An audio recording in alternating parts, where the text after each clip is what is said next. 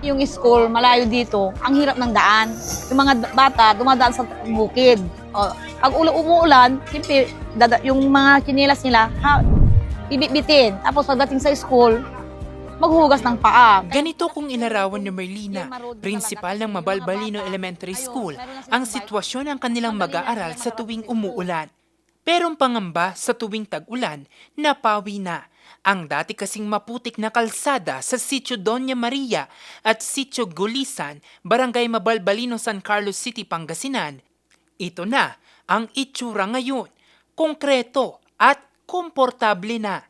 Ang kalsada na magdudugtong sa dalawang sitio, mayroon ding solar-powered lights para matiyak ang ligtas na biyahe. Malaking tulong itong Gemma Road na talaga kasi yung mga bata, ngayon, meron na silang bike, madali na silang makarating sa school. Nakikita ko kasi yung mga bata na dito walang kalsada kasi dumadaan lang sila sa parang pilapil. Umiikot pa sila, napakalayo ng iniikutan nila. Tapos yun nga, natutuwa ako at na-approve kaagad nung idinulog niya kay Gob.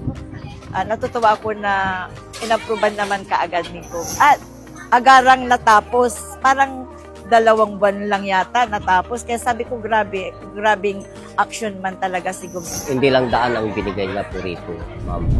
Ang pangako niya po sa akin is 3 lang, 3-in-1.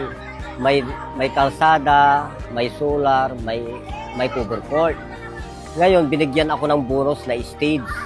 Kaya laking pasasalamat namin kay Gob. Ang Gemma Access Road sa San Carlos City, Pangasinan, bahagi lamang ng mga infrastructure project na naglalayong mapabuti ang buhay ng bawat Pangasinense. Jose Robert Inventor, RNG News.